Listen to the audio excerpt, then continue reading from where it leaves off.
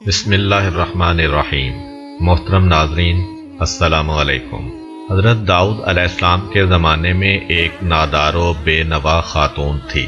اس کے پاس جو تھوڑی بہت رقم تھی اس سے اون یا روئی وغیرہ خریدتی اور اسے کاٹ کر اس کی اٹیاں بناتی، پھر انہیں بیچ کر انتہائی سادگی سے اپنی اور اپنے بچوں کے اخراجات پورے کرتی تھی۔ ایک دن وہ سوت کاٹ کر اس کی اٹیاں بنا کر بازار میں بیچنے کے لیے سر پر رکھے جا رہی تھی کہ اچانک تیزی سے ایک کوّا آیا اور ایک اٹی اٹھا کر لے گیا۔ وہ بے سہارا خاتون بہت رنجیدہ ہوئی اور حیران و پریشان حضرت داؤد علیہ السلام کے پاس آئی، اپنے تنگ حالات بیان کیے اور کوّے کے اٹی اٹھا کر لے جانے کا واقعہ بیان کرنے کے بعد عرض کیا، خدا کی عدالت کہاں ہے؟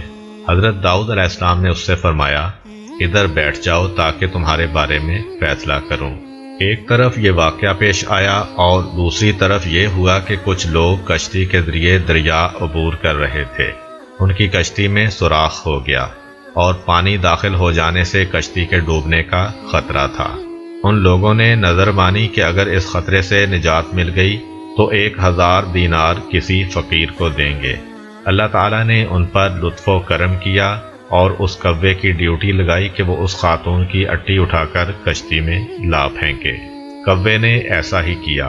ان لوگوں نے سود کی اس اٹی سے فائدہ اٹھایا، کشتی کا سوراخ اچھی طرح بند کیا اور ڈوبنے سے نجات پائی۔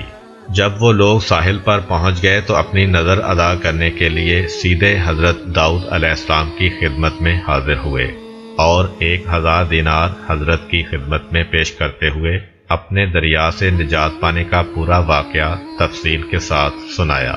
حضرت داؤد علیہ السلام نے اس خاتون کے سامنے خدا کی حکمت و عدالت بیان کی اور وہ 1000 دینار اسے دے دیے۔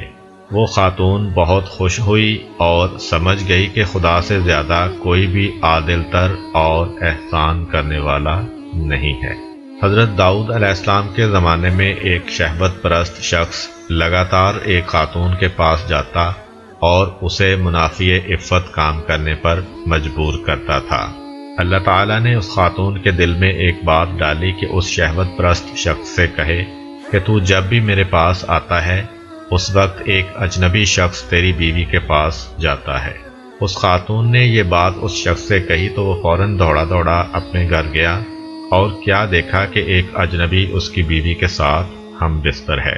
یہ ماجرا دیکھ کر وہ بہت پریشان ہوا، اس شخص کو پکڑا اور حضرت داؤد علیہ السلام کے پاس لے جا کر کہا، اے اللہ کے پیغمبر، میرے اوپر ایک ایسی مصیبت آئی ہے کہ جو آج تک کسی پر نہ آئی ہوگی۔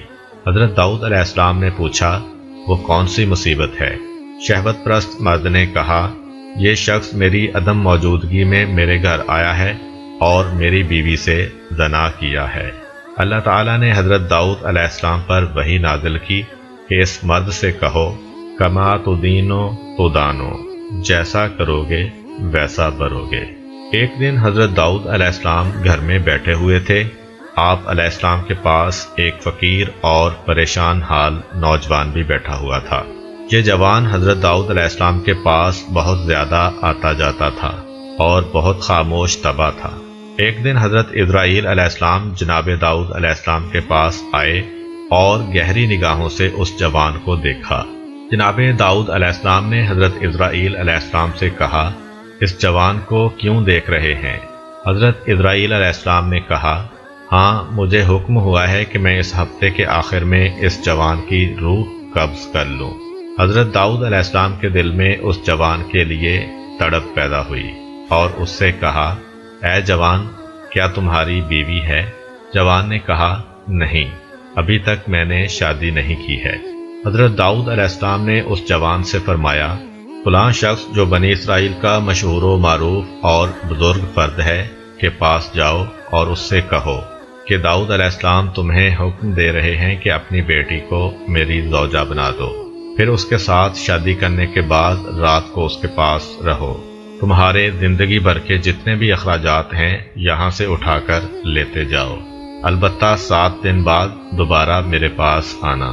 حضرت داؤد علیہ السلام کا پیغام اس بات کا موجب بنا کہ اس معروف شخصیت کی بیٹی مذکورہ جوان کی بیوی بنی۔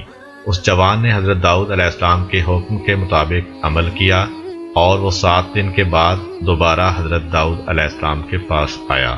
حضرت داؤد علیہ السلام نے اس سے پوچھا، اے جوان، تمہارے یہ دن کیسے گزرے ہیں؟ جوان نے کہا، یہ دن اتنے اچھے گزرے ہیں کہ پوری زندگی میں پہلے کبھی ایسے نہیں گزرے۔ حضرت داؤد علیہ السلام نے فرمایا، بیٹھ جاؤ۔ وہ بیٹھ گیا۔ وہ کافی دیر وہاں رہا، لیکن حضرت اسرائیل علیہ السلام اس کے پاس نہ آئے۔ حضرت داؤد علیہ السلام نے اس جوان سے کہا، اٹھو اور اپنی زوجہ کے پاس جاؤ اور 7 دن کے بعد دوبارہ یہاں آنا۔ وہ چلا گیا۔ 7 دن گزرنے کے بعد وہ حضرت داؤد علیہ السلام کی خدمت میں حاضر ہوا۔ تیسری مرتبہ پھر حضرت داؤد علیہ السلام نے وہی حکم دیا۔ وہ 7 دن بعد پھر حضرت داؤد علیہ السلام کی خدمت میں حاضر ہوا۔ اس دوران میں جناب اسرائیل علیہ السلام تشریف لائے۔ حضرت داؤد علیہ السلام نے جناب اسرائیل علیہ السلام سے فرمایا، آپ کا ارادہ تو یہ تھا کہ آپ 7 دن بعد دوبارہ یہاں پر آئیں گے اور اس نوجوان کی روح قبض کریں گے، لیکن آپ نہیں آئے اور آج تیسرے ہفتے بعد آئے ہیں۔ حضرت اسرائیل علیہ السلام نے کہا، اے داؤد علیہ السلام، اللہ تعالیٰ نے آپ کے رحم کرنے کی وجہ سے اس پر رحم کیا اور اس کی موت 30 سال تک مؤخر کر دی ہے۔ ایک دن خداوند متعال نے حضرت داؤد علیہ السلام پر وحی نازل کی کہ آپ خلادہ بنت اوس کے پاس جائیں، اسے بہشت کی خوشخبری دیں اور کہیں کہ وہ بہشت میں آپ کی ہم نشین ہے۔ حضرت داؤد علیہ السلام نے حکم خداوندی پر عمل کیا۔ خلادہ کے دروازے